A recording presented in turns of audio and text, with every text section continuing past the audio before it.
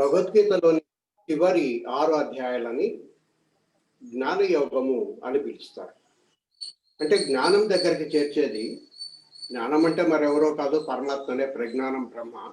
ఆ పరమాత్మ దగ్గర చేర్చడం కోసం ఉపయోగపడేది కాబట్టి దాన్ని జ్ఞానయోగం అంటాం. పరమాత్మ మనలోనే ఉన్నాడు, కానీ ఆ ఉన్న సంగతి మనకు తెలియడం లేదు. కొంతమంది పొరపాటున బయట ఎక్కడో ఉన్నాడని చెప్పి వెతుకులాడుతూ ఉంటారు. మోక్షం పొందాలంటే అక్కడికి ఎక్కడికో పోవాలి, తెచ్చుకోవాలని చెప్పి అనుకుంటారు. కానీ మోక్షం అనేది తెచ్చుకునేది కాదు, తెలుసుకునేది మాత్రమే. ఆ తెలుసుకోవడం కోసం కొంతమంది బయట వెతుకుతూ ఉంటారు, విగ్రహాల్లో, లేకపోతే తీర్థయాత్రల్లో, లేక చెట్టు పుట్టలు పట్టుకొని తిరుగుతూ ఉంటారు. ఇది శాస్త్రవేత్తలు చేసేటువంటి పని, బయట వెతకడం అనేది. కానీ మన ఋషులు అట్లా ఎప్పటికీ దొరకడు పరమాత్మ. నీకు పరమాత్మ దొరికే సులభమైన మార్గం ఏమిటంటే అంతర్ముఖమై మన లోపల కూడా ఉండేటువంటి పరమాత్మను పట్టుకోవడమే చాలా తేలిక. ఎందుకంటే అత్యంత సన్నిహితంగా, అత్యంత దగ్గరగా ఉన్నాడు ఆయన, ఎక్కడో దూరంగా లేడు. కాబట్టి ఆ దగ్గరగా ఉన్న ఆయన పట్టుకోవడమే చాలా సులభం అని అంతర్ముఖంగా ధ్యానం అనేటువంటి ప్రక్రియ ద్వారా ఆయన తెలుసుకోవచ్చు. ఒక్కసారి ఆయన తెలుసుకున్నట్లయితే నేనే పరమాత్మని అన్న సంగతి కూడా నీకు అర్థమవుతుంది అని చెప్పి నిర్దేశించినారు. ఈ ధ్యానం చేసే పద్ధతిని పతంజలి మహర్షి అష్టాంగ యోగ మార్గం అనే పద్ధతుల ద్వారా సవివరంగా ఆయన వివరించినాడు. అయితే అది అష్టాంగ యోగమే కానీ అష్టాంగ సోపానం కాదు. అది అష్టాంగ సోపానం అయినట్లయితే మొదటి మెట్టు, రెండో మెట్టు, మూడో మెట్టు వరుస క్రమంలోనే మనం అధిరోహించి చిట్ట చివరి మెట్టు దగ్గరికి చేరుకోవాలి. కానీ ఆయన అష్టాంగ సోపాన మార్గం అనలేదు, అష్టాంగ యోగ మార్గం అన్నాడు. అంటే ఈ అంతర్ముఖమై ధ్యానం చేయడానికి 8 అంగాలు మనకు అవసరమవుతాయి. వీటి సహాయంతో మనం ఆ లోపలుండే పరమాత్మ తెలుసుకోగలుగుతామని చెప్పి ఆయన ఉద్దేశం. కానీ కొంతమంది ఈ ఆధునిక కాలంలో ఏం చేస్తున్నారంటే ఈ 8 అంగాల్లో ఏవో ఒకటో రెండో పట్టుకుంటే కూడా మనం చేరుకోవచ్చు అనే భ్రమలో పడి ఆ 8లో కొన్నిటిని వదిలేసి ఆ ఒకటో రెండింటిని పట్టుకొని అదే యోగ మార్గం అని చెప్పి అందరికీ నిర్దేశిస్తున్నారు. కానీ ఇది సరైన పద్ధతి కాదు. కొంచెం ముందు వెనుకగా అయినా సరే ఈ 8 ఆయన చెప్పినటువంటి 8 పద్ధతులని ఒక క్రమమైన పద్ధతిలో అనుసరించినప్పుడు మాత్రమే మనం అక్కడికి చేరుకోగలుగుతాం. ఆ 8 అంశాలు ఏంటివి ఆయన చెప్పిన దాంట్లో అనేది ఇప్పుడు పరిశీలిద్దాం. అవి యమ, నియమ, ఆసన, ప్రాణాయామ, ప్రత్యాహార, ధారణ, ధ్యాన, సమాధి. ఇది చిట్ట చివరి దశ. అయితే సమాధి స్థితిని చేరినంత మాత్రాన మనకు ముక్తి వచ్చేసినట్లు మాత్రం కాదు. చాలా మంది సమాధి స్థితినే ముక్తి అని అనుకుంటున్నారు. కాదు, సమాధి స్థితి అనే తర్వాత ఇంకొక మెట్టు ఉంది, విచారణ అనేటువంటి ఆ మెట్టును ఉపయోగించి మనము మన చివరి మదిలిలో ప్రయాణం చేయాల్సి ఉంటుంది. ఆ తర్వాత పరిశీలిద్దాం. ముందు వీటి గురించి తెలుసుకుందాం. ఈ యమ నియమాన్ని మొదటి చెప్పిన 2 ఒక మాదిరి డూస్ అండ్ డోంట్స్ లాంటివి. అంటే మనము ఆ ధ్యాన మార్గంలో కనుక ప్రయాణం చేయాలనుకున్నట్లయితే, ముక్తి కావాలనుకున్నట్లయితే ఏం చేయాలా, ఏం చేయకూడదు అని చెప్పేటువంటి 2 అంశాలు. దాదాపు ఈ డూస్ అండ్ డోంట్స్ ని ఇప్పటికే మనం ఆచరిస్తూ ఉంటాము. అట్లా ఆచరించే వాళ్ళు మాత్రమే ఇంత దూరం వచ్చి దానికోసం తెలుసుకోవాలని తపన ఉంటుంది. వీటిని ఆచరించిన వాళ్ళకి సాధారణంగా దానిపైన అసలు మనసే పోదు. అయినా సరే ఒకసారి అవేంటివి, ఒకవేళ ఇప్పటికే మనం వాటిలో ఏదన్నా ఒకటి ఆచరించకపోయినట్లయితే ఇప్పుడన్నా కనీసం మొదలు పెడదామని తెలుసుకోవడం కోసం వీటి వివరంగా తెలుసుకున్నాం. యమ అనే దాంట్లో ముఖ్యమైనవి అహింస. ఇక్కడ హింస అంటే కేవలం జంతువుని చంపడం మాత్రమే కాదు. కొంతమంది మాటలతోనే మనుషులను చంపేస్తూ ఉంటారు, కొంతమంది చూపులతోనే మనిషిని చంపేస్తూ ఉంటారు, లేక వాళ్ళ చేష్టలతో అవతల వాళ్ళకి ఇబ్బంది కలిగిస్తుంటారు, లేక హింసిస్తూ ఉంటారు. కాబట్టి ఏ రకంగా అయినా సరే అవతల వాళ్ళని హింసించకుండా ఉండడం అనేది దీంట్లో ముఖ్యమైనటువంటి ఉద్దేశం. ఒక్కొక్కసారి సత్యాన్ని చెప్పాల్సి వచ్చినా అవతల వ్యక్తికి కనుక కష్టం అనిపిస్తే ఆ సత్యాన్ని చెప్పకుండా ఉండడమే మంచిది.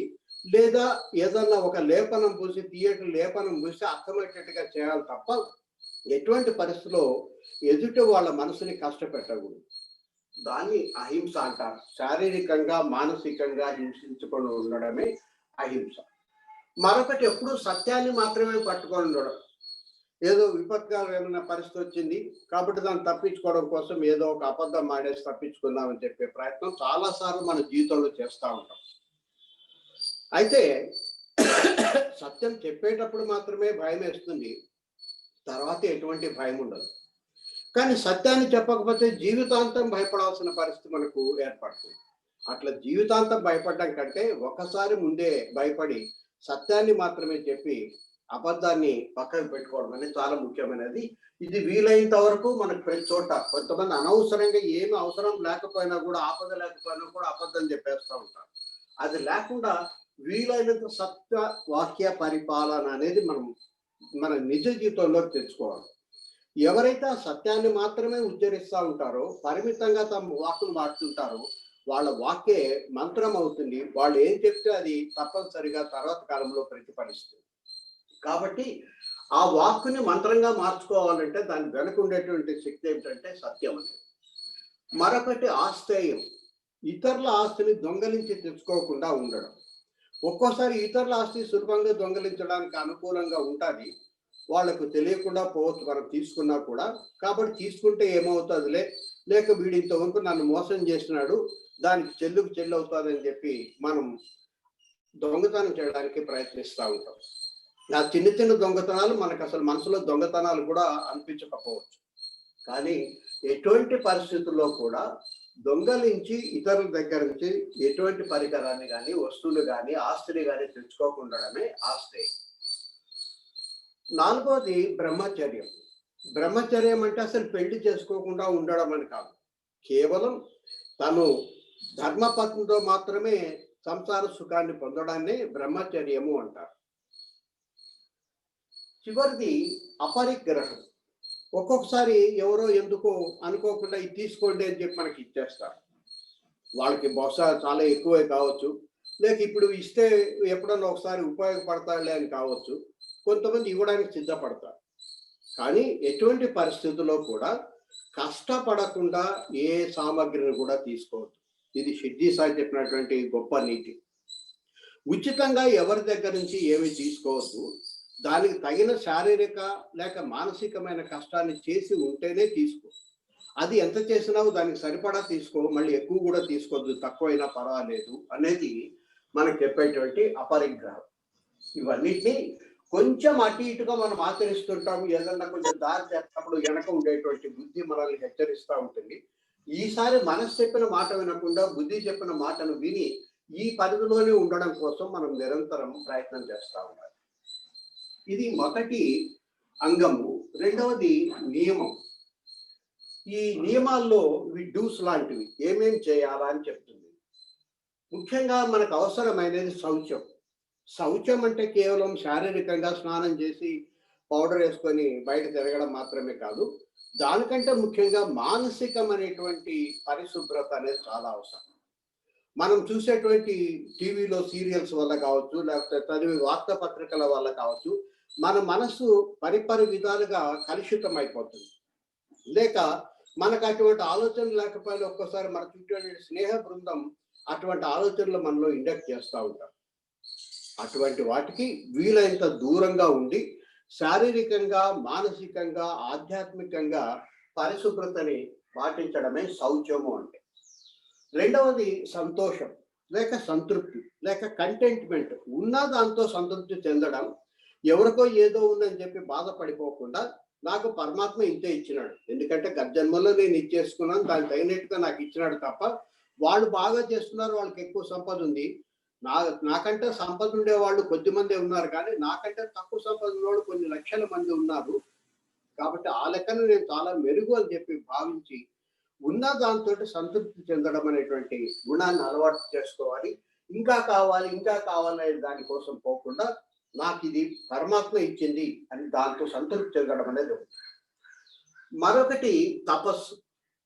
ఏదైనా ఒక అంశం పట్ల మనకు మంచి అవగాహన కనుక కుదిరినట్లయితే, లేక ముక్తికి పలాంటి సరైన మార్గం అని మనకు తోచినట్లయితే ఎప్పుడో రిటైర్ అయిపోయిన తర్వాత దాన్ని ప్రాక్టీస్ చేద్దాంలే అనుకోకుండా ఇప్పుడు నుంచే దాన్ని ప్రాక్టీస్ చేయడం మొదలు పెట్టడాన్నే తపస్సు అని చెప్పి అంటారు. తపస్సు అంటే ప్రత్యేకంగా కాషాయ వస్త్రాలు కట్టుకొని కాశ్మీర్కి పోవాల్సిన అవసరం ఏం లేదు. ఇక్కడ మనం ఉంటున్నటువంటి జీవితంలోనే నిరంతరం మనస్సు దాని పట్ల లగ్నం కావడమే తపస్సు అంటే. ఇక్కడనే చాలా మందికి ఏదో పొద్దున ఒక గంట అయితే పూజ అది చేసుకుంటాము, సాయంత్రం ఒక గంట అంటే దీనికోసం కేటాయిస్తాం. కానీ దిక్కుమాలని పనులు ఉన్నాయి, దిక్కుమాలని కార్యక్రమాలు ఉన్నాయి, పెద్ద సంసారం ఉంది, సంతానం ఉంది, ఇవన్నీ చూసుకోవాలి కదా. నిరంతరం ఈ తపస్సు చేయడం ఎట్లా కుదురుతుంది అని చెప్పి అనుకుంటారు. నిజమే, ఇది కొంచెం కష్టమే, కానీ అసాధ్యం మాత్రం కాదు. ఒకసారి పల్లెటూరులో ఉండే వాళ్ళని కొంచెం జాగ్రత్తగా గమనించండి. వాళ్ళు ప్రత్యేకించి ఈ ఏజెన్సీ ప్రాంతాల్లో ఉండే వాళ్ళకి నీళ్లు దొరకక ఎక్కడో ఒక 2 కొండలు ఎక్కి దిగి అవతలకు పోయి అక్కడ ఉండేటువంటి నదిలో వాళ్ళు గడ్డలు అని చెప్పి పిలుస్తారు వాటిని, ఆ నదిలో నా నీళ్ళని తీసుకొని వస్తారు. అయితే అంత దూరం పోయి ఒక కుండ కనుక తెచ్చుకుంటే చాలా సార్లు తిరగాల్సి వస్తుంది, చాలా ప్రయాసాన్ని. వాళ్ళు ఏం చేస్తారంటే దొంతర కుండల్ని ఉపయోగిస్తారు. ఒక కుండ పైన ఇంకో చిన్న కుండ, దానిపైన ఇంకొక చిన్న కుండ, కనీసం 4-5 కుండలు ఎత్తిన పెట్టుకొని వస్తారు. ఒకవేళ వాళ్ళు చెయ్యి చాచి పైన నెత్తి మీద పెట్టుకున్న మొదటి కుండ తప్పితే 2వ కుండ వరకు చెయ్యి చాపగలరు, కానీ ఆ దానిపైన ఉండే 3వ దాన్ని 4వ దాన్ని పట్టుకోవడానికి వాళ్ళకి సాధ్యం కాదు. కానీ వాళ్ళు ఈ 4 కుండలు పైన తల మీద పెట్టుకొని, చుట్టకుదురు పెట్టుకొని, తల మీద పెట్టుకొని, చెయ్యి ఏమాత్రం మొదటి కుండ మీద కూడా పెట్టకుండా చేతులు ఊపుకుంటూ పక్క వాళ్ళతో మాట్లాడుతూ, వాళ్ళు నడిచేటువంటి మార్గము సిమెంట్ రోడ్డు, తార్ రోడ్డు ఏం కాదు, అసలు మామూలు రోడ్డు కూడా కాదు, అది ఖాళీ రస్తా, అది ప్రత్యేకంగా వేసినటువంటిది కూడా కాదు. అనేక ముళ్ళు ఉంటాయి, కంపలు ఉంటాయి, లేకపోతే రాళ్ళు రప్పలు ఉంటాయి.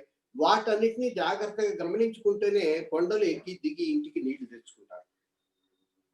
ఒకవైపు మాట్లాడుతూ ఉంటారు, ఇంకొక వైపు రోడ్డుని జాగ్రత్తగా పరిశీలిస్తుంటారు. కానీ మనసు మాత్రం స్థిరంగా పైన ఉండే కుండల యొక్క బ్యాలెన్స్ మీద ఒక భాగం, మనసులో ఒక భాగం స్థిరంగా దాని మీద నిలబడి ఉంటుంది. అట్లా నిలబడకపోతే ఎక్కడో చోట కుండలు కింద పడిపోతాయి, మళ్ళీ కుండలు కొని తెచ్చుకొని మళ్ళీ నీళ్లు తెచ్చుకోవాల్సిన పరిస్థితి ఏర్పడుతుంది. అటువంటి కష్టం వాళ్ళకు ఉందని తెలుసు కాబట్టి బయట ప్రపంచంలో సంబంధించిన పనులు కార్యక్రమాలు చేస్తున్నా లోపల మాత్రము ఆ బ్యాలెన్స్ మీద పర్ఫెక్ట్ గా మనసును అక్కడ నిలబెట్టి ఉంటారు. అటువంటి నిరక్షరాస్యులే వాళ్ళ మనసులో ఒక భాగాన్ని ఆ బ్యాలెన్స్ మీద నిలబెట్టగా లేనిది మనం మాత్రం పరమాత్మ మీద నిలబెట్టలేమో. ఏ పని చేస్తున్నా సరే నిరంతరము ఆయన నామస్మరణం, లేక ఆయన్ని గురించి ఆలోచిస్తూ ఉండడము, లేక మోక్షం వైపు దృష్టి ఉంచడమో చెయ్యాలి. అట్లాంటి సాంసారికమైన జీవితాన్ని వదిలిపెట్టి సన్యాసం తీసుకోవాల్సిన అవసరం లేదు. మన నిత్య జీవితంలో చేయాల్సిన కార్యక్రమాలన్నీ చేస్తూనే అవన్నీ కూడా పరమాత్మ చేత చేయించబడుతున్నాయి, పరమాత్మ కోసం చేస్తున్నానని చెప్పి అనుకోవడం పరమాత్మ పట్ల స్థిరంగా మనసు నిలబడడానికి ఉపయోగిస్తాయి. చాలాసార్లు ఖాళీగా కూర్చొని పోచుకొని కబుర్లు చెప్పుకుంటా ఉంటాం, లేక పేపర్లు చూడడమో టీవీ చూడడం చేస్తుంటాం. వాటిని కాసేపు పక్కన పెట్టి ఆ సమయంలో రామనామ స్మరణ చేసుకోవచ్చు, ప్రత్యేకంగా పొద్దున సాయంత్రం పూజ చేసుకోవచ్చు. కాబట్టి వీలైనంత వరకు మనస్సుని ఆ పరమాత్మ మీదనే ఎక్కడెక్కడ తిరుగుతున్నా కూడా క్రమంగా తీసుకొచ్చి అక్కడే ఎటువంటి స్థితిలో ఉన్నా కూడా అక్కడే నిలపడం కోసం రోజు రోజు కొంచెం ప్రయత్నం చేస్తూ పోయినట్లయితే మనము నిద్రపోయిన టైం తప్ప మిగిలిన టైం అంతా కూడా పరమాత్మ మీదే దృష్టి ఉంచడానికి సాధ్యమవుతుంది. దీన్నే తపస్సు అని చెప్పి పిలుస్తారు. దీనికోసం ప్రత్యేకంగా పోయి ముక్కు మూసుకొని కొండ గుహలకు దాచిపెట్టుకోవాల్సిన అవసరం ఏం లేదు. ఆ మాటకు వస్తే వాళ్ళకంటే కూడా మనమే చాలా మెరుగు. ఎందుకంటే వాళ్ళకి ఎటువంటి ఇబ్బందులు అడ్డంకులు లేవు. కానీ మనం అన్నీ కూడా ఉన్నప్పటికీ అధిగమించి ఆ పరమాత్మ మీద మనసు నిలపగలిగినట్లయితే ఆ పరమాత్మకి అత్యంత దయగలిగి మనల్నే ముందుగా మోక్షాన్ని ఇస్తాడు. మనకంటే ఒకసారి ఒక రైతు పొలంలో నాగలితో దున్నుకుంటా ఉండేటప్పుడు పొరపాటున ఒక రాయి తగిలి అతను ఉండే ఒకే ఒక నాగలి విరిగిపోయిందంట. అయ్యో రామా అనుకున్నాడు అతను. రాముడు తలుచుకోలేదు.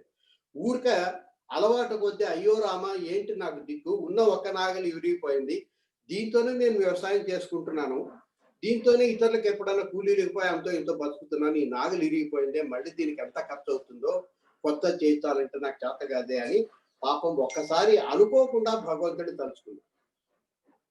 ఆ విచారంతోనే కుంగిపోయి అతనికి హార్ట్ అటాక్ వచ్చి చనిపోయినాడు అదే రాత్రి.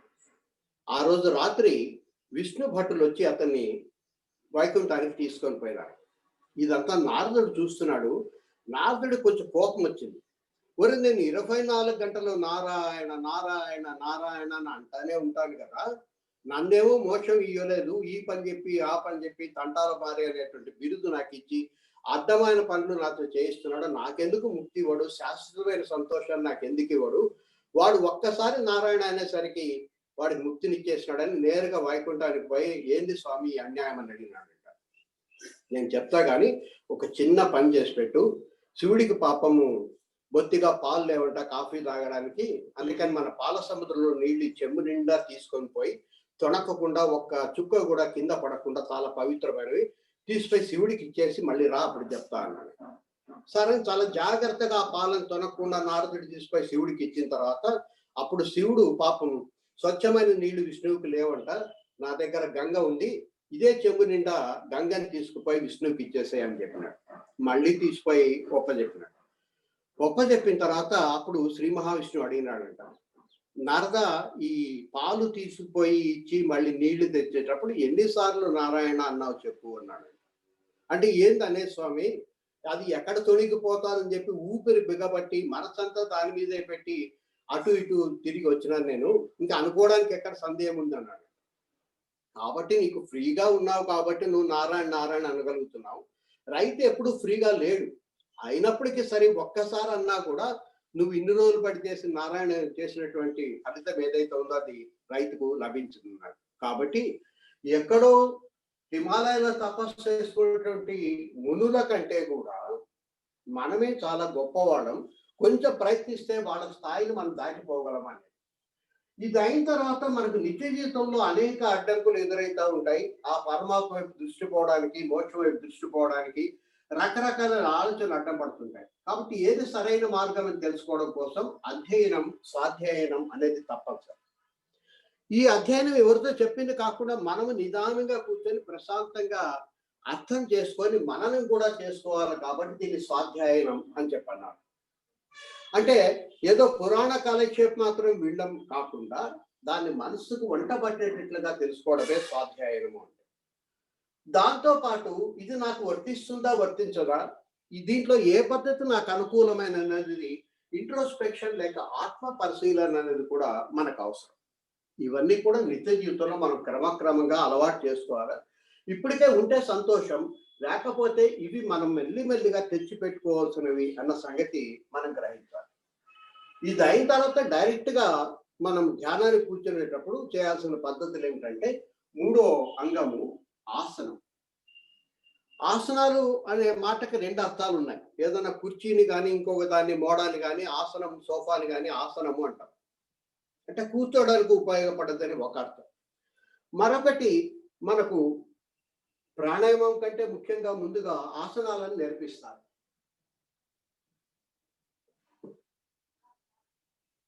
పద్మాసనము, హలాసనము, అర్ధ పద్మాసనము, కుక్కుటాసనం, ఇట్లాంటి ఆసనాలు అనేక నేర్పిస్తారు. ఒక్కొక్క ఆసనానికి ఒక్కొక్క రకమైన ప్రయోజనం ఉంటుంది. అయితే మహర్షి ఫలానా ఆసనం అని చెప్పి ఎక్కడ నిర్దిష్టంగా చెప్పలేదు.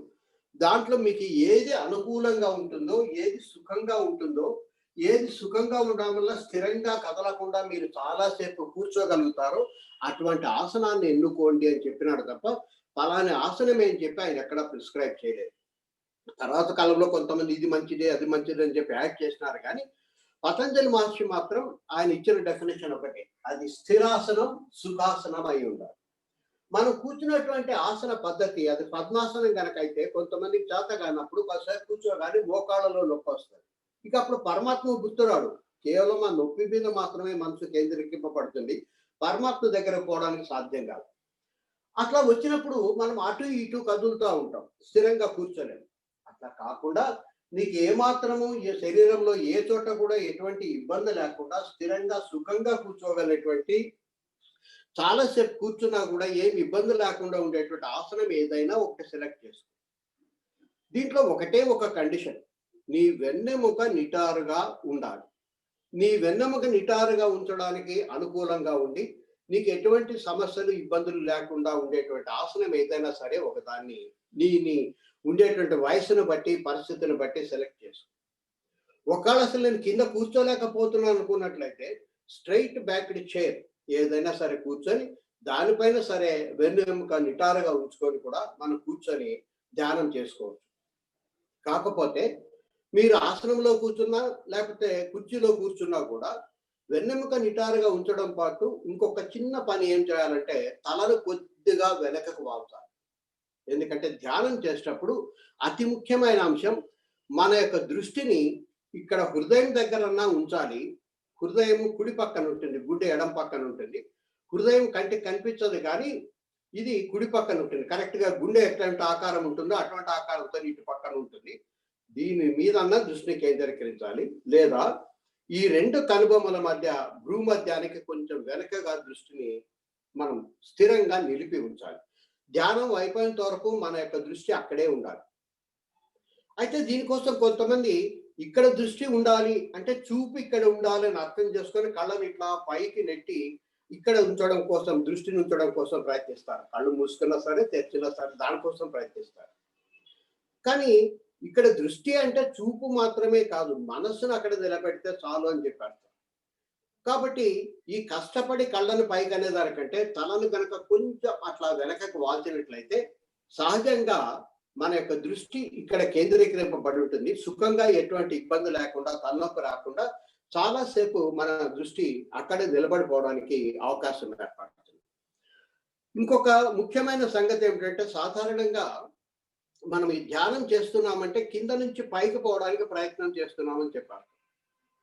అయితే ఈ పైకి పోయే ప్రయత్నంలోనే కిందకు లాగేటువంటి శక్తులు కూడా కొన్ని ఉంటాయి. భూమాకర్షణ శక్తి ఉంది, అది మనల్ని ఎప్పుడు పైకి పోనీయకుండా మన కుండలిని శక్తిని కిందకి లాగడం కోసం ప్రయత్నం చేస్తూ ఉంటుంది. అందుకని వీలైనంత వరకు కింద మనం కుర్చీలో కూర్చున్నా లేక ఆసనంలో కూర్చున్నా ఒక చాప వేసుకొని, అది సామాన్యంగా చెట్టుకు సంబంధించింది కానీ లేకపోతే జంతువుకు సంబంధించింది కానీ అయిన పదార్థం అయి ఉండాలి. చాపలు వెదురు నుంచి వస్తాయి కాబట్టి చాపలు కింద పరుచుకొని దానిపైన కుర్చీ వేసుకొని దానిపైన కూర్చోవచ్చు, లేక ఆసనం కూడా దానిపైన వేసుకోవచ్చు. ఇంకా వీలైనట్లయితే సిల్క్ వస్త్రాన్ని వాడినట్లయితే అది కూడా కిందకి మనకు వచ్చే శక్తిని, ఎనర్జీని గ్రౌండ్ కాకుండా, అర్త్ కాకుండా అది బ్యారికేడ్ మాదిరి మనకు ఉపయోగపడుతుంది. అయితే ఈ సిల్క్ వస్త్రము మామూలు పట్టు పురుగులు చంపి తీసింది అయి ఉండకూడదు. మనకు ఖద్దర్ షాపుల్లో అహింసా పట్టు అని చెప్పి ప్రత్యేకంగా దొరుకుతుంది. మామూలుగా ఈ పట్టు వస్త్రాలు తయారు చేయడం కోసం, పట్టు దారం చేయడం కోసం ఏం చేస్తారంటే ఈ పట్టు గూళ్ళని వేడి వేడి నీటిలో వేసేసి లోపల ఉండే పురుగులు చంపేసి ఆ గూడును కత్తితో కోసి ఆ దారాన్ని తీసుకుంటారు. అట్లా వాటిని చంపకుండా పురుగు బయటకు వచ్చిన తర్వాత మిగిలిన దాంతో తయారు చేసేది అహింసా పట్టు, దాన్ని మాత్రం వాడాలి. కానీ ఆ అహింసా పట్టు దొరకడం కష్టంగా ఉంది, అది ఇది లేదంటే ఇంకొక జంతు సంబంధమైనటువంటి పదార్థం మనకు ఉండేది స్పాంజ్ సీట్ని వేసుకొని కూడా దానిపైన సరే కూర్చోవచ్చు. ఏదైనా సరే కంఫర్టబుల్ గా ఉండి, అర్త్ కాకుండా ఉండి, వెన్నెముక నిటారుగా ఉండి, చాలాసేపు కదలకుండా ఉండడానికి వీలుగా ఉండేటువంటి పరిస్థితుల్లో మనం ఉండాలి. తల కొద్దిగా వెనక్కి వాల్చాలి. కానీ వెనక్కి వాల్చిన తల ఎటువంటి పరిస్థితుల్లో గోడను తగలకూడదు. అంటే మళ్ళీ తిరిగి గోడల నుంచి వచ్చిన శక్తి అంతా కూడా తిరిగి అర్థమైపోతుంది కాబట్టి గోడను తగలకుండా జాగ్రత్త పడాలని గుర్తుపెట్టుకుంటే సరిపోతుంది. ఇది ఆసనం. తర్వాతది ప్రాణాయామం. ఈ ప్రాణాయామం అనేది ఒక క్రమమైన పద్ధతిలో గనక చేసినట్లయితే చాలా తొందరగా ఆ ధ్యాన స్థితిని మనం అందుకోవడానికి సాధ్యమవుతుంది. ఇది ఒక మాదిరి ఎక్సర్సైజ్ లాంటిది. అయితే అందరూ ఒకే రకమైన ఎక్సర్సైజులు చేయరు. ఫుట్బాల్ ప్లేయర్ ఒక రకమైన ఎక్సర్సైజ్ చేస్తాడు, టెన్నిస్ ప్లేయర్ ఇంకొక రకమైన ఎక్సర్సైజ్ చేస్తాడు, బాడీ బిల్డర్ ఇంకొక రకమైన ఎక్సర్సైజ్ చేస్తాడు. మనం చేయాల్సిన ఎక్సర్సైజులు ఏంటంటే 3 రకాలైన ప్రాణాయామాన్ని తప్పనిసరిగా ముందుగా చేయాలి. ముందుగా ఇవి చేసిన తర్వాతనే ఆసనంలో కూర్చోవచ్చు, లేదా ఆసనంలో కూర్చొనైనా వీటిని చేసుకోవచ్చు. కానీ మనం కుర్చీలో కూర్చుంటే చేతులు కదపడం కష్టంగా ఉందనుకుంటే బయట వీలైనంత వరకు ఇది బయటనే చేయాలి. ఈ ప్రాణాయామాలన్నీ కూడా క్లోజ్డ్ రూమ్ లో కాకుండా. అందుకని ఈ 3 రకాలైనటువంటి ప్రాణాయామాలు చేసిన తర్వాత అప్పుడు మనం ధ్యానాన్ని ప్రారంభించాలి. మొదటిది సుఖ ప్రాణాయామం. అది చాలా సులభం కాబట్టి సుఖ ప్రాణాయామం అంటారు. దానికే నాడీ శోధన అని కూడా పేరు. ఇది ఇంతవరకు ఒకసారి ఎక్స్ప్లెయిన్ చేశాను మీకు. మనము కుడి బొటన వేలుతోటి కుడి నాసికను మూసి బలంగా ఎడమ వైపు నుంచి గాలిని వదిలి మెల్లిగా లోపలికి పీల్చుకోవాలి. మళ్ళీ ఒక్కసారి గాలిని బలంగా బయటకు వదిలి మెల్లిగా లోపలికి పీల్చుకున్న తర్వాత ఎడమ వైపు నాసికని మధ్య వేలుతోటి మూసేసి మళ్ళీ కుడి పక్క నుంచి మెల్లిగా కింద వదలాలి. మళ్ళీ కుడివైపు నుంచి మెల్లిగా తీసుకొని కుడివైపు నాసికను మూసి మళ్ళీ వదిలేశారు. ఇట్లా కనీసం ఒక 20-25 సార్లు ప్రశాంతంగా చేసిన తర్వాత ఎడమవైపు నుంచి గాలిని వదిలిపెట్టి అక్కడితో ఆపేశారు. దీన్ని నాడీ శోధన లేక సుఖ ప్రాణాయామం అంటాం.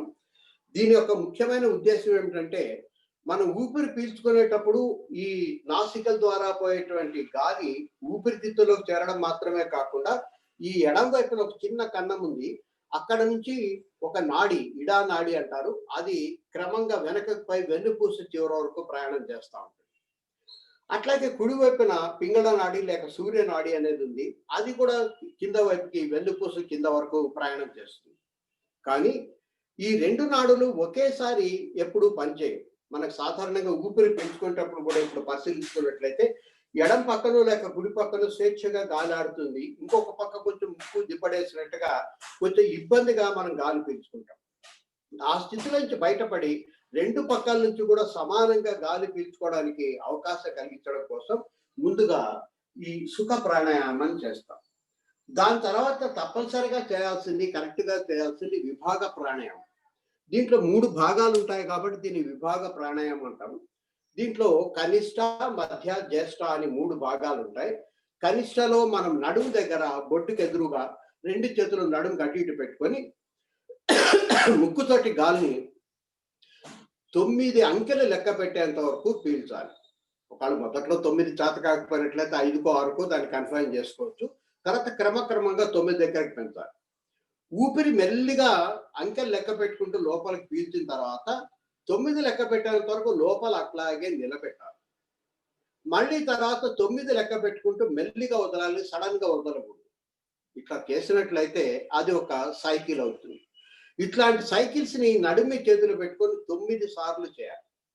అదైన తర్వాత ఉదర భాగం, ఈ హృదయ భాగంలోన ఈ చేతులు ఇట్లా ఉంచి బొటనేళ్ళు లోపల ఉంచి ఇట్లా ఉంచి మళ్ళీ ఇదే ప్రక్రియనే కంటిన్యూ చేయాలి. ఊపిరి లోపలికి 9 లెక్క పెట్టేంత వరకు మెల్లిగా తీసుకొని 9 లెక్క పెట్టేంత వరకు లోపల బిగబట్టి, దానికి మనం అంతసేపు బిగబట్టము, మనకి చేతనైన సేపు బిగబట్టి మళ్ళీ మెల్లిగా సడన్ గా కాకుండా మెల్లిగా 9 లెక్క పెట్టేంత వరకు మెల్లిగా గాలి బయటకు వదలాలి. ఇక్కడ కూడా 9 సార్లు చేయాలి. అటు తర్వాత చేతుల్ని పైకెత్తి ఇట్లా పైకి వచ్చిన తర్వాత ఈ వెనకకి తిప్పి మళ్ళీ వెన్నుపూసకు అటు ఇటు ఉంచి మోచేతులు ఆకాశం వైపు చూసినట్టుగా పెట్టుకొని మళ్ళీ ఇప్పుడు ఇదే ప్రక్రియని 6 సార్లు చేస్తే సరిపోతుంది.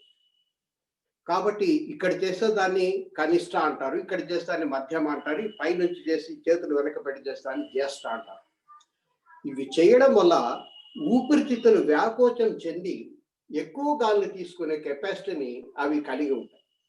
అట్లా చేయడం వల్ల ఏమవుతుందంటే, మనం ఇంతకుముందు చెప్పిన ఇడా పింగళ నాడులు ఇట్లా వంపు తిరుగుతూ అక్కడక్కడ 6 చోట్ల కలుసుకుంటూ ఉంటాయి. అవి క్రమంగా పక్కకు వచ్చి మూలాధారంలో ఉండేటువంటి సుషుమ్న నాడు కుండలిని శక్తిని సుషుమ్న నాడు ద్వారా పైకి పోవడానికి అవసరమైన ప్యాసేజ్ ఏర్పడుతుంది. మనకు అది ఎట్లా ఏర్పడుతుందో అది చూడాల్సిన అవసరం లేదు, కానీ దీని వెనక ఉండే టెక్నిక్ అర్థం చేసుకుంటే మాత్రం చాలు. చేయడం మాత్రం సక్రమంగా చేయాలి. ఏదో నామాత్రంగా ఊపిరి పీల్చి బిగబెట్టి వదిలేస్తే కుదరదు. బాగా వీలైనంత సేపు లోపల నిలబెట్టి ఉండడం అనేది చాలా ఇంపార్టెంట్. ఇదైన తర్వాత చివరిగా చేయాల్సింది భస్త్రిక. దీంట్లో చేతులు ఇట్లా పెట్టుకొని భుజానికి అటు ఇటు చేతులు క్రమంగా పైకెత్తేటప్పుడు పిడికిళ్ళు బిగించి కిందకి అనేటప్పుడు మాత్రం బలంగా గాలి వదలాలి అని వదలాలి. ఇట్లా ఒక 20 సార్లు చేయాలి. కొంచెం రెస్ట్ తీసుకొని ఇంకొక 20 సార్లు చేయాలి. కొంచెం రెస్ట్ తీసుకొని ఇంకొకసారి 20 సార్లు చేయాలి. ఇది చేయడం వల్ల చాలా కాలంగా మన ఊపిరితిత్తులో పేర్కొని పోయినటువంటి కార్బన్ డైఆక్సైడ్ యొక్క అణువులు కార్బన్ కింద మారిపోయి ఉంటాయి, అంటే బొగ్గు కింద మారిపోతాయి. బొగ్గు పులుసు వాయువు నుంచి బొగ్గు తయారై అక్కడే నిలవ ఉండిపోతుంది. మనకు అనేక రకమైన అనారోగ్యాలు రావడానికి ఇదే ముఖ్యమైన కారణం. ఎప్పుడైతే బలంగా లోపల ఉండే గాలిని మనం బయటికి నెట్టుతామో దానివల్ల లోపల ఉండే కార్బన్ అంతా కూడా బయటకు వచ్చి మన ఆరోగ్యం అన్ని రకాలుగా సక్రమంగా ఉండడానికి ఉపయోగపడుతుంది. అంతేకాదు సుషుమ్నా నాడిలో ఈ పక్కన ఉండేటువంటి 2 నాడులు పక్కకు జరిగినా కూడా అట్లాగే నొక్కుకొని పోయి ఉంటుంది. ఈ నొక్కు కూడా క్రమంగా పైకి వచ్చి మనలో ఉండే శక్తి పైకి ప్రయాణం చేయడానికి అది సాధ్యమవుతుంది. అసలు ధ్యానం అంటే కింద ఉండే శక్తిని పైకి తీసుకురావడం అని చెప్పి అర్థం. కాబట్టి ఈ ప్రాణాయామాన్ని కరెక్ట్ గా చేసి అది చేసిన తర్వాతనే ఆసనంలో కూర్చొని మొదలు పెట్టడం అనేది మంచి పద్ధతి.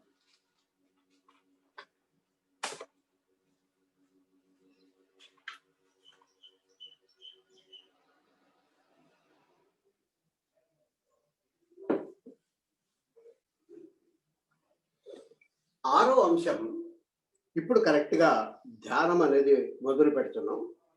ధ్యానం చేసే పద్ధతి ఏమిటంటే ప్రత్యాహారం. మన పంచేంద్రియాలు ఇప్పుడు బయటికి ఎప్పుడు నిరంతరం పరిగెత్తా ఉంటాయి. అవి పరిగెత్తవు, మనసు ఎప్పుడు బయటికే పరిగెత్తా ఉంటుంది. అది మనసుకు ఉండేటువంటి సహజమైన లక్షణం. నీళ్లు కిందకు పారుతాయి, అగ్ని పైకి ఎగడానికి ప్రయత్నిస్తుంది.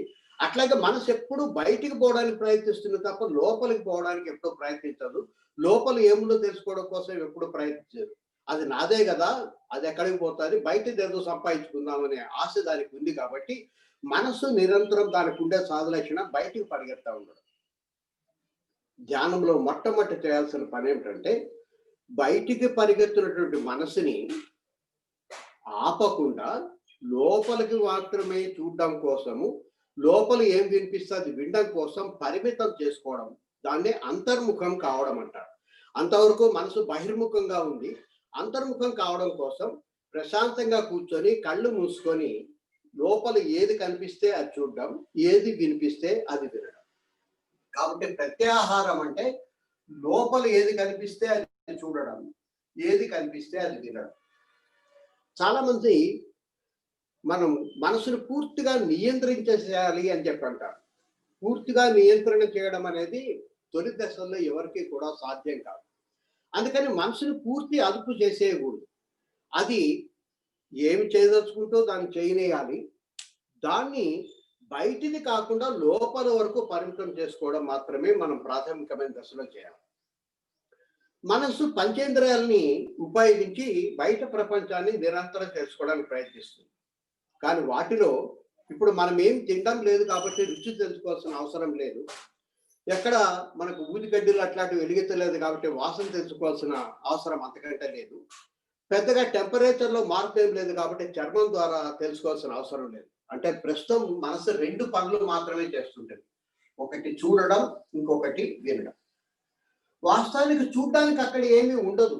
ఎందుకంటే సాధారణంగా మనం తెల్లారుజామున లేచి కూర్చొని ఒక చీకటి గదిలో లైట్ లేకుండా కూర్చొని ధ్యానం చేసుకుంటాం. అది కూడా కళ్ళు మూసుకొని ధ్యానం చేస్తాం కాబట్టి ఏమి కనిపించదు. ఏమి కనిపించాలంటే వస్తువు కనపడకపోవచ్చు కానీ నల్లటి చీకటి కనపడవచ్చు. లేదా కొంతమంది గురువులు నీకు స్వర్గానికి పోతావు, ఇంద్రుడు కనిపిస్తాడని చెప్పి ముందుగా ఇన్స్ట్రక్షన్ ఇచ్చిండొచ్చు. నీవు ఈ ధ్యానం అయిపోయిన తర్వాత నాకు చెప్పాలి నీకు ఏమేమి కనిపించిందని.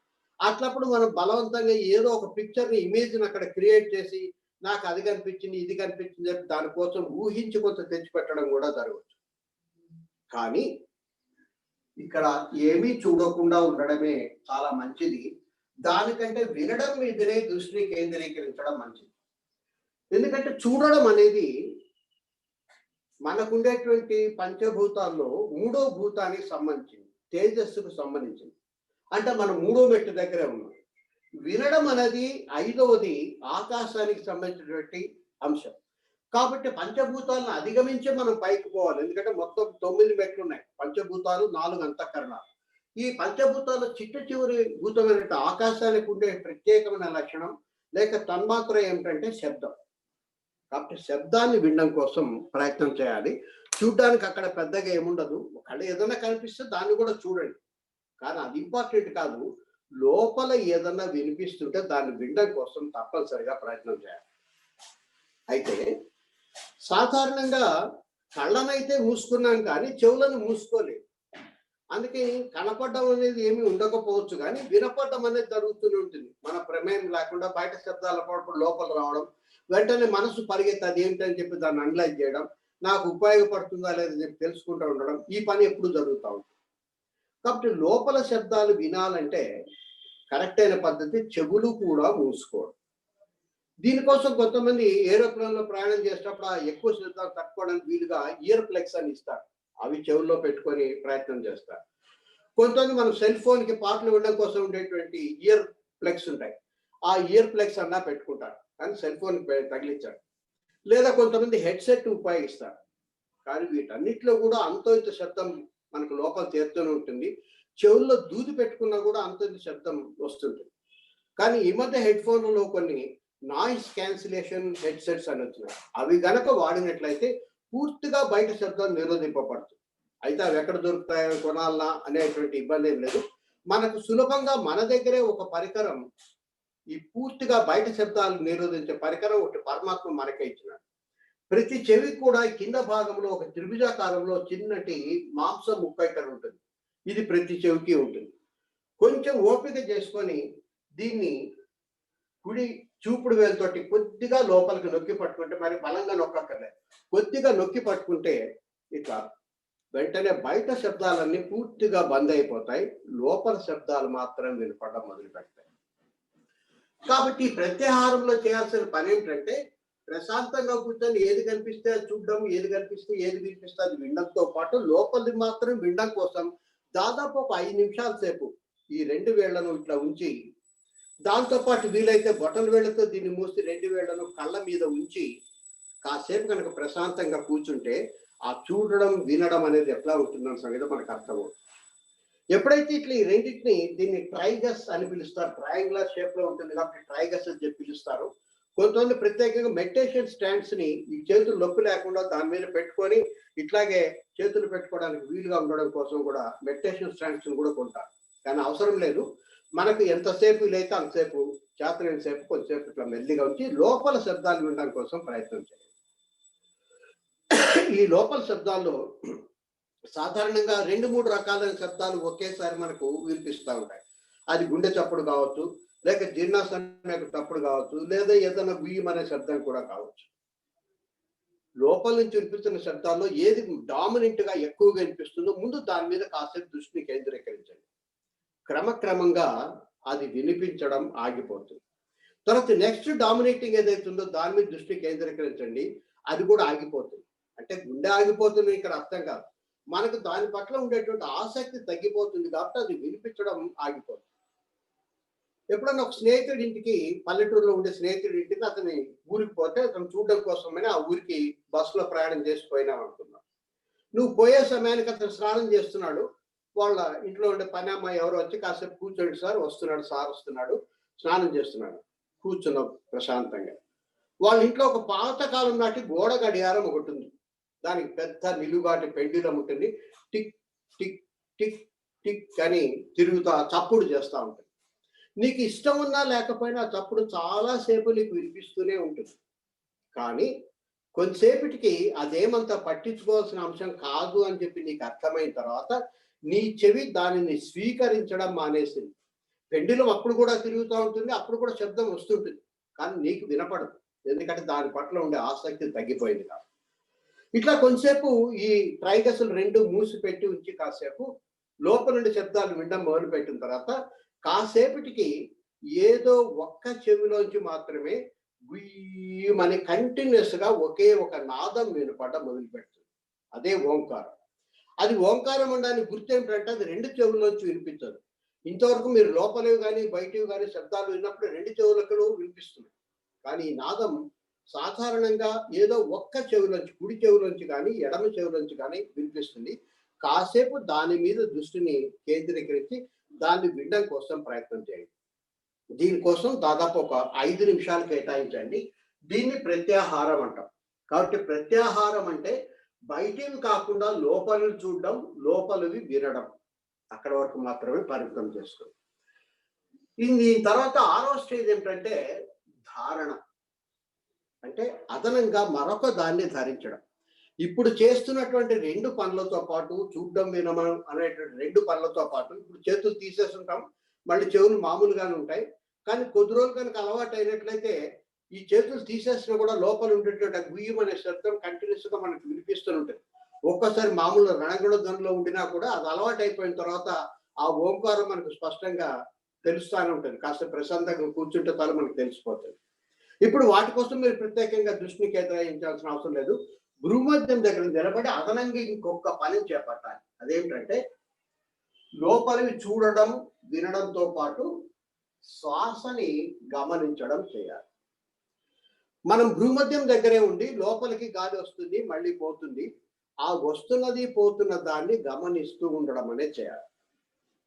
ఈ గమనించేటప్పుడు కూడా అటు ఇటు చెదిరిపోకుండా ఉండడం కోసం సాధారణంగా కొంతమంది ఏం చేస్తారంటే దాన్ని లెక్క పెట్టుకోవడం మొదలు పెడతారు. 108 అది బయట ఉండేటువంటి పూసల దండ మీదనే లెక్క పెట్టుకోవచ్చు, లేకపోతే వేళ్ల మీద ఉండే ఈ గీతలతో లెక్క పెట్టుకోవచ్చు. 10 చేతులకి 13 30 సార్లు అవుతాయి. 3 సార్లు కనుక కంప్లీట్ అయితే 90 అవుతుంది. ఇంకొకసారి 6 వేళ్ల మీద ఉండే గీతలు కనుక లెక్క పెట్టుకుంటే 108 అవుతుంది. 108 ఖచ్చితంగా చేయాల్సిన అవసరం లేదు. కానీ చాలా కాలం పాటు, చాలా దీర్ఘకాలం పాటు ప్రత్యేకించి మనసుని ఆ శ్వాస మీద దృష్టి ఉంచాలి. శ్వాస మీద దృష్టి ఉంచమన్నామే కానీ మిమ్మల్ని ప్రత్యేకంగా శ్వాస తీసుకొని వదలమని చెప్పలేదు. అది ప్రాణాయామంలో చేసినాం. ఇక్కడ అట్లా చేయం. శరీరం తనంతట తాను శ్వాసను తీసుకొని వదులుతూ ఉంటుంది. కాబట్టి ఆ తీసుకుంటున్నది, వస్తున్నది, పోతున్నది పోలీస్ మాదిరి నువ్వు ఇక్కడ నిలబడి ఆ వస్తున్న దాన్ని, లోపలికి పోతున్న దాన్ని, మళ్ళీ బయటకు వచ్చి బయటికి పోతున్న దాన్ని గమనిస్తూ ఉండడం మాత్రమే నువ్వు చేయాలి. ఇక్కడ చాలా మంది సాధారణంగా ఏం చెప్తారంటే ఈ చూడడం, వినడం అనేటివి కూడా పక్కన పెట్టేసి ఏదో ఒక మూర్తిని మాత్రమే ధ్యానం చేయడం, లేక ఏదో ఒక మంత్రాన్ని మాత్రమే జపిస్తూ ఉండడం, లేకపోతే ఏదో ఒక బీజాక్షరాన్ని జపించడం అది కరెక్ట్ అయిన పద్ధతి అని చెప్పి పేర్కొంటారు. అది కరెక్టే కానీ తొలి దశల్లో అది మనకు సాధ్యం కాదు. ఆ మంత్రాన్ని కానీ, మూర్తిని కానీ, బీజాక్షరాన్ని కానీ పట్టుకోవడానికి బదులు మనసును దాని మీద కేంద్రీకరించడానికి బదులు శ్వాస మీద కేంద్రీకరించడమే సరైన పద్ధతి. మొదటి బిగినర్స్కు మాత్రం అదే కరెక్ట్ అయిన పద్ధతి. కారణం ఏమిటంటే మనసుకు ఇంత మునిపే చెప్పినట్టుగా ఎప్పుడు బయటికి పరిగెత్తే అలవాటు ఉంది. ఎప్పుడైతే నువ్వు బయటకు పోనే వద్దు, లోపలుండే మూర్తినే చూడు అన్నామో అది కోతి మాదిరి గెంతులు వేయడం మొదలు పెడతా ఉంటుంది. కాబట్టి దాన్ని కంట్రోల్ చేయడం కష్టం. అయితే శ్వాస దగ్గర ఉండే అడ్వాంటేజ్ ఏమిటంటే శ్వాస బయటికి సంబంధం కలిగి ఉంది, లోపలికి సంబంధం కలిగి ఉంది. అంటే మనసుని ఎప్పుడైతే శ్వాసని గమనించమన్నామో కాసేపు బయటికి పోతుంది, కాసేపు లోపలికి వస్తుంది. అందుకని దాన్ని పూర్తిగా రిస్ట్రిక్షన్ చేసినట్లు కాదు. అందుకని మనసు సంతోషపడి మెల్లిమెల్లిగా మన కంట్రోల్లోకి రావడానికి అవకాశం ఏర్పడుతుంది. నిశ్చలత అనేది ఏర్పడడానికి అవకాశం ఉంది. డైరెక్ట్గా ఏదో ఒక మూర్తి మీదనే గట్టిగా నిలబెట్టు అంటే అది బయటకి అసలు పోదు. కాబట్టి బయట ఉండడం దాని లక్షణం కాబట్టి అది ఉండకుండా సతాయించి బయట కూడా కోసం ప్రయత్నిస్తుంది. అందుకని ఈ ఉచ్ఛ్వాస నిశ్వాసాల మీద దృష్టి కేంద్రీకరించడం అనేది 108 సార్లు దాని మీద కాసేపు మనసు పెట్టి శ్వాస వస్తుంది పోతుంది అనుకోవడం, వీలైతే లెక్క పెట్టుకోవడం. ఇంకా వీలైతే లోపలికి వచ్చేటప్పుడు రా అని, పోయేటప్పుడు మా అనేటువంటి శబ్దంతో కలిపి ఉపయోగించుకున్నట్లయితే ఇంకా తొందరగా అది ఫలితాన్ని ఇస్తుంది. ఏదో ఒక మూర్తిని కాకుండా, మంత్రాన్ని కాకుండా శ్వాస మీద దృష్టి పెట్టడంలో ఇంకొక ముఖ్యమైన ఉద్దేశం ఏమిటంటే శ్వాస ఎప్పుడూ కూడా ప్రస్తుతంలోనే ఉంటుంది. అది భూత భవిష్యత్తులోకి ఎప్పుడూ మారదు. అసలు మనకు ధ్యానంలో కూర్చుంటే విపరీతంగా ఆలోచనలు వచ్చి మనసు చెల్లాచెదురు కావడానికి కారణం ఏమిటంటే మన మెదడులో ఉండేటువంటి ఎడం వైపు ఉండే భాగం ఇది భూత భవిష్యత్తులకు సంబంధించింది, సీరియల్ ప్రాసెసర్. కానీ కుడి పక్కన ఉండే భాగం ఎప్పుడూ ప్రస్తుత కాలంలోనే ఉంటుంది. మన ఉచ్ఛ్వాస నిశ్వాస కూడా ఎప్పుడూ ప్రస్తుతంలోనే ఉంటుంది.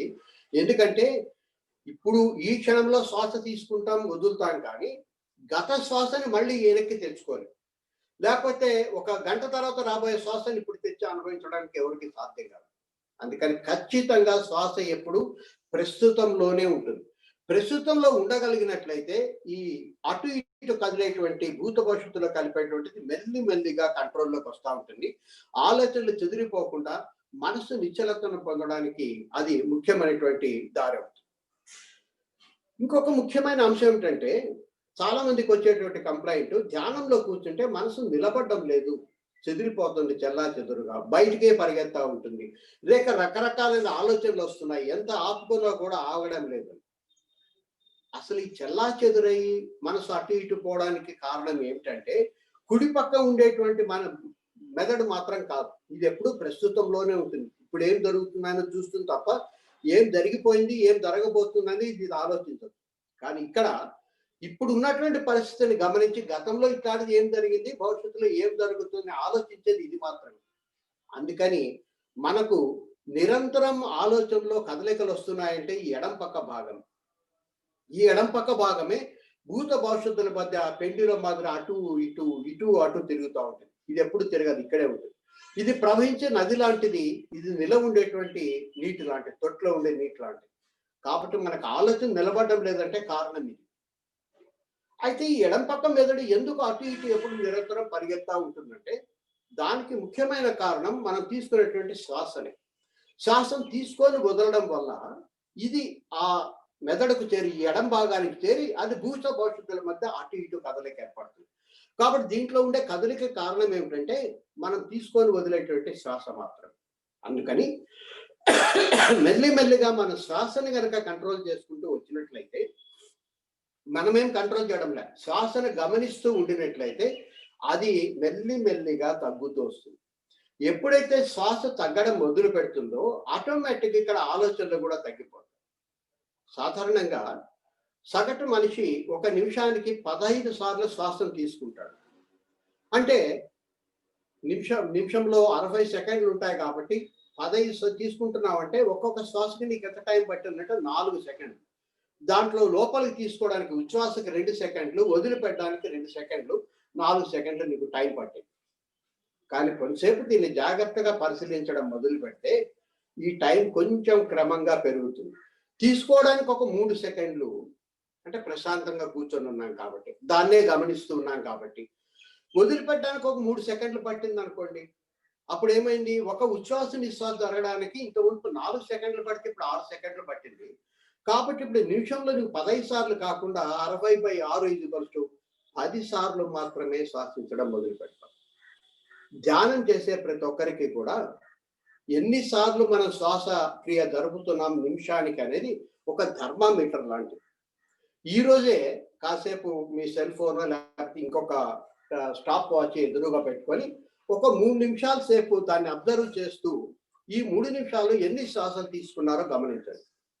ఆ మొత్తం శ్వాసల్ని 3తో భాగించండి, అది మీరు నిమిషానికి తీసుకునే శ్వాస అవుతుంది.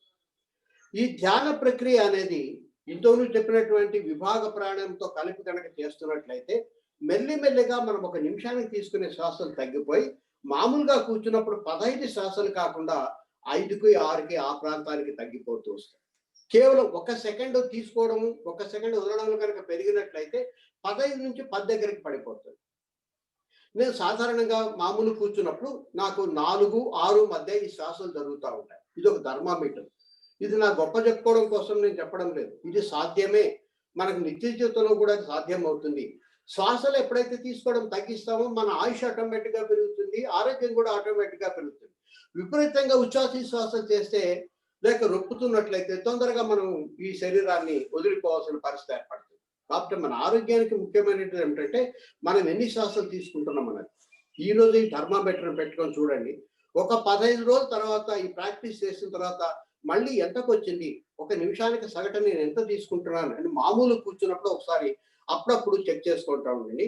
అది మనకు థర్మామీటర్ మాదిరి పనిచేస్తూ ఉంటుంది. కాబట్టి నేనేం చెప్తానంటే ధారణ అంటే చూడడం, ఏది కనిపిస్తే అది చూడడం, ఏది వినిపిస్తే అది వినడంతో పాటు ఏదో ఒక మూర్తి మీదనో మంత్రం మీదనే ధ్యాస పెట్టడం కంటే శ్వాస మీద ధ్యాసని గనక ఉంచినట్లయితే క్రమక్రమంగా మనకు ఎడం పక్క భాగంలో ఉండే అటు ఇటు కదలికలు మెల్లిగా తగ్గి ప్రశాంతంగా ధ్యానం చేసుకోవడానికి అవకాశం ఏర్పడుతుంది. ఇది ఒక బేసిక్ లాంటిది. అందుకే 108 సార్లు కనీసం దీన్ని కనుక మనం కాన్స్టెంట్ గా చేసినట్లయితే మొదట్లో కష్టంగా ఉంటుంది, మొదట్లో మనసు చెదిరిపోతూ ఉంటుంది. కానీ చెదిరిపోయిన మనసుని బతిమాలు తీసుకొచ్చి అక్కడ పెట్టినట్లయితే దాన్ని ఎప్పుడు కూడా బలవంతం చేయకూడదు. బలవంతం చేస్తే ఇంకొంచెం పరిగెత్తా ఉంటుంది. కొంచెం బతిమాలి, అయ్యా ఈ కాసేపు ఒక పావు గంట ఓపిక పట్టు, తర్వాత నీ ఇష్టం వచ్చి చోటుకు పోదు, టీవీ సీరియల్ చూద్దు కానీ పేపర్ చూద్దు కానీ కొంచెం ఓపిక పట్టడానికి కనుక దాన్ని తెచ్చి అక్కడ లోపల పెట్టుకోగలిగినట్లయితే క్రమక్రమంగా మనసులో ఆ ప్రశాంతత అనేది ఏర్పడుతుంది. దీని తర్వాత చేయాల్సిన ప్రక్రియ ధ్యానం. చాలా మంది ధ్యానం అంటే శ్వాస మీద ధ్యాస అని చెప్తుంటారు, కానీ శ్వాస మీద ధ్యాస అంటే ధారణ మాత్రమే. మరి ధ్యానంలో ఏం చేయాలంటే ఇంత మునుపున్నట్లుగానే ఏది కనిపిస్తే అది చూడడం, ఏది వినిపిస్తే అది వినడం, శ్వాస మీద కూడా దృష్టి ఉంచుతూనే శ్వాసకు శ్వాసకు మధ్య ఉండేటువంటి ఖాళీ మీద దృష్టిని ఉంచడం అనేది మొదలు పెట్టాలి. శ్వాసకు మధ్య ఖాళీ ఎట్లా వస్తుంది అనేది మీకు అనుమానం రావచ్చు. ఇక్కడ ఒక సంగతి మనం గ్రహించాల్సింది ఏమిటంటే, మనకు ఉండడానికి 2 నాసికా రంధ్రాలు ఉండినప్పటికీ రెండిటితోటి ఒకేసారి ఎప్పుడూ గాలిని పీల్చం. అట్లా కాకుండా పరమాత్మ ఒక దాంట్లోంచి గాలి తీసుకోవడం, ఒక దాంట్లో వదిలిపెట్టడం కనుక జరిగినట్లయితే నిరంతరం మనం గాలి తీసుకుంటూ గాలి వదులుతూ ఉండేవాళ్ళం. చక్ర రూపంలో ఎప్పుడో తిరుగుతూ ఉండేది. కానీ ఎప్పుడు అట్లా లేదు. మనకు గాలి తీసుకునేటప్పుడు వదలలేము, వదిలేటప్పుడు తీసుకోలేము. ఈ సంగతి మనం జాగ్రత్తగా గ్రహించాలి. మనకు ఉండడానికి 2 నాసికా రంధ్రాలు ఉండినప్పటికీ ఈ రెండింటిని వాడినా కూడా ఒకసారి లోపలికి తీసుకుంటాము, తీసుకునేటప్పుడు వదలం. లోపలికి తీసుకున్న తర్వాత వదలడం ప్రారంభిస్తాము, వదిలేటప్పుడు మళ్ళీ మనం తీసుకో. కాబట్టి ఇక్కడ గుర్తు పెట్టుకోవాల్సిన అంశం ఏంటంటే, లోపలికి తీసుకునేటప్పుడు వదలలేము, వదిలేటప్పుడు లోపలికి తీసుకోలేము. ఇంకొక ముఖ్యమైన విషయం మనం గమనించాల్సింది ఏమిటంటే, లోపలికి తీసుకుంటూనే వదలడం అనేది కుదరదు. కొంచెం జాగ్రత్తగా అర్థం చేసుకోండి. ముందు చెప్పిన పాయింట్ ఏమిటంటే, తీసుకునేటప్పుడు వదలలేము, వదిలేటప్పుడు తీసుకోలేము. కానీ శ్వాస లోపలికి తీసుకుంటున్నాము. ఇప్పుడు ఉచ్ఛ్వాస లోపలికి తీసుకుంటేనే మళ్ళీ వదలడం అనేది కుదరదు. లోపలికి తీసుకోవడం అనేది ఇక్కడ ఆగిపోయి తర్వాత వదలడం మొదలు పెట్టాలి. వదులుతూనే మళ్ళీ గాలి లోపలికి తీసుకోలేము. ఈ వదలడం అనే ప్రక్రియని ఇక్కడ ఆపేసి ఇక్కడ బ్రేక్ చేసి మళ్ళీ మనం తీసుకోవడం మొదలు పెడతాం. అర్థం కావడానికి ఒక చిన్న ఎగ్జాంపుల్ చెప్తున్నాం. ఏదో ఒక ఊర్లో పెళ్లి సంబంధం చూడడం కోసం ఒక పెద్ద పట్టణానికి పల్లెటూరు నుంచి కారు వేసుకొని ఒక వ్యక్తి తన భార్య పిల్లలతోటి పెళ్లి కొడుకుతోటి బయలుదేరినాడు. వాళ్ళు గూగుల్లో వాళ్ళు లొకేషన్ షేర్ చేసినారు. దాన్ని పట్టుకొని ఎవరిని అడగకుండా నేరుగా పోతా ఉన్నారు. వాళ్ళు చేరాల్సిన సందు దగ్గరకు వచ్చేసింది. అయితే అనేక సందు గొంతులు ఉన్నాయి. దాంట్లోన డ్రైవరు ఈ సందులోకి పోవాలంటే పోతా ఉన్నారు. సర్రని పోతా ఉంటే మనం ఆ గూగుల్ మ్యాప్ లో చూపించిన పాయింట్ దాటేసి ముందుకు పోయినాం. అప్పుడు వెంటనే డ్రైవర్ని ఆగా వెనక్కి రా అంటారు. ముందుకు పోతున్న డ్రైవర్ని ముందుకు పోవద్దు, వెనక్కి రా అని అన్నం. ముందుకు పోతున్నది ఆగిపోయి వెనక్కి రా అంటాం. అందుకని వెనక్కి అని ఎప్పుడు అన్నాం. డ్రైవర్ ముందుకు పోతున్నట్లయితే ఆగు వెనక్కి రా అంటాం. కాబట్టి ఈ డ్రైవర్ కనుక ముందుకు పోతున్నట్లయితే ముందుకు పోవడం అనేది ఆపేసి అప్పుడు రివర్స్ గేర్ వేసి, అంటే ఇంజన్ ఆపేసి న్యూట్రల్లోకి వచ్చి రివర్స్ గేర్ వేసి మళ్ళీ వెనక్కి వెళ్తాం.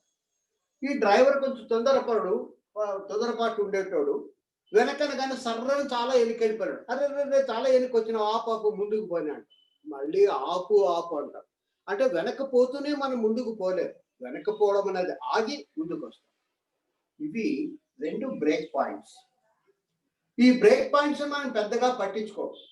కానీ ఎప్పుడైతే మనము ఇంతకుముందు చెప్పినటువంటి విభాగ ప్రాణాయామాన్ని శ్రద్ధగా చేస్తామో కాలక్రమేణా ఈ బ్రేక్ పాయింట్ ఏదో ఒకటి పెరిగేదానికి అవకాశం ఏర్పడుతుంది. కొంతమందికి ఊపిరి లోపల తీసుకున్న తర్వాత వాళ్ళ ప్రమేయం లేకుండానే కొంతసేపు లోపల నిలబడుతుంది, తర్వాత క్రమంగా పైకి వస్తుంది. ఇట్లా ఊపిరి లోపల తీసుకున్న తర్వాత ఊపిరి అక్కడ నిలబడిపోతే పొట్ట కుండమాదు రుబ్బుతుంది కాబట్టి దీన్ని కుంభకము అంటారు. ఇది లోపల నిలబడుతుంది కాబట్టి దీన్ని అంతర కుంభకము అని చెప్పి పిలుస్తారు. కొంతమందికి శరీర పరిస్థితిని బట్టి లోపలికి తీసుకోగానే వదిలేస్తారు, కానీ వదిలేగానే వెంటనే ఊపిరి తీసుకోవడం, కాసేపు ఆగి తీసుకోవడం మొదలవుతుంది.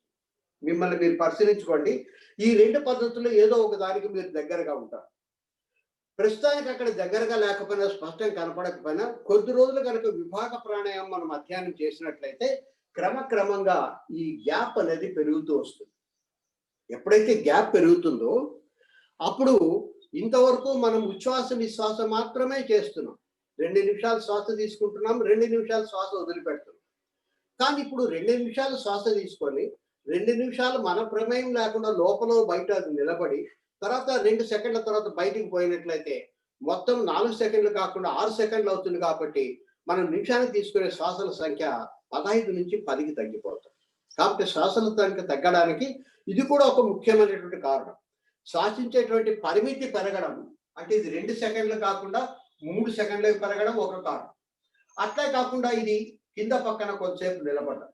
ఈ 2 ప్రక్రియలు కలిపి ఏమవుతాయంటే క్రమక్రమంగా మనం తీసుకునే శ్వాసల యొక్క పరిమాణం తగ్గుతుంది. ఇప్పుడు ఈ ధ్యానంలో చేయాల్సిన పని ఏంటంటే శ్వాసని గమనించడంతో పాటు శ్వాసకి మధ్య వచ్చేటువంటి గ్యాప్ చిన్నది ఉంటుంది మొదట్లో. తర్వాత రాను రాను లోపల కానీ లేక బయట కానీ గ్యాప్ ఏర్పడుతుంది.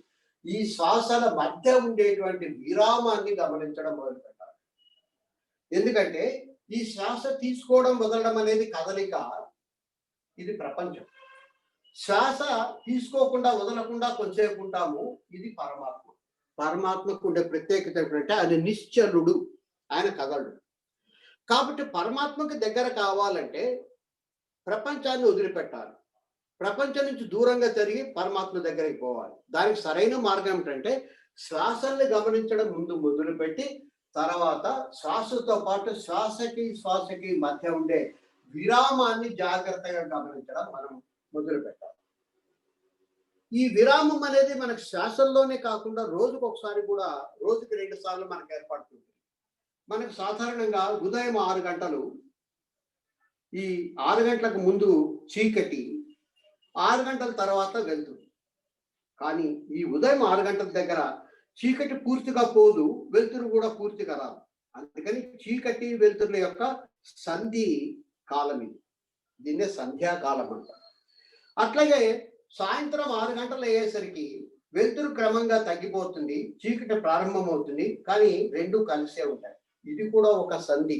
ఈ 2 వెలుతురు చీకటి కలిసేటువంటి సంధి, దీన్ని ప్రాతః సంధ్య అంటారు, దీన్ని సాయం సంధ్య అంటారు. అందుకే గాయత్రి చేసే వాళ్ళందరూ కూడా ఈ ప్రాతః సంధ్య సాయం సంధ్యలోనే చేస్తారు. ఎందుకంటే ఇక్కడ మనసు స్థిరంగా నిలబడడానికి ఉండే అవకాశాలు చాలా ఎక్కువ. ఇదంతా కూడా కదలిక.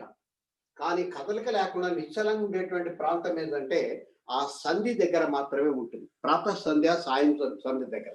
అందుకనే బ్రహ్మీ ముహూర్తంలోనే ధ్యానం చేయడం అనేది గమనించాలని చెప్పి మనం పేర్కొంటాం. కాబట్టి ధ్యానము అంటే కేవలం శ్వాస మీద ధ్యాస ఉంచడం కాదు, శ్వాస మీద ధ్యాసతో పాటు శ్వాసకి మధ్య ఉండే విరామాన్ని కూడా గమనిస్తూ ఉండడం. దాని తర్వాత సమాధి స్థితి వస్తుంది. దీన్ని 108 సార్లు చేయాలని చెప్పినాను. ఈ శ్వాసకి మధ్య ఉండే గ్యాప్ని గమనించే ధ్యానాన్ని కనీసము శ్వాస 54 సార్లు తీసుకునేంత వరకు చేయాలి. అంటే 108లో సగభాగం 54 సార్లు చేయాలి. దీని తర్వాత వచ్చే సమాధిని కూడా 54 శ్వాసల వరకు చేయాలి. ఇక్కడ కూడా శ్వాసను గమనిస్తుంటాం, శ్వాసకు మధ్య ఉండే విరామాన్ని కూడా గమనిస్తుంటాం. ఇది కూడా 40 సార్లు. కాబట్టి ఇది 108 ధారణ, దాంట్లో సగం ధ్యానం, అదే 54 మళ్ళీ సమాధి కోసం వాడాలి. సమాధిలో చేయాల్సిన పని ఏమిటనేది ఈరోజు టైం చాలదు కాబట్టి రేపు కంటిన్యూ చేస్తాను. ఈ లోపల కొద్దిగా ఒక 2 నిమిషాల టైం ఉంది, సందేహాలు ఏమైనా ఉంటే అడగచ్చు.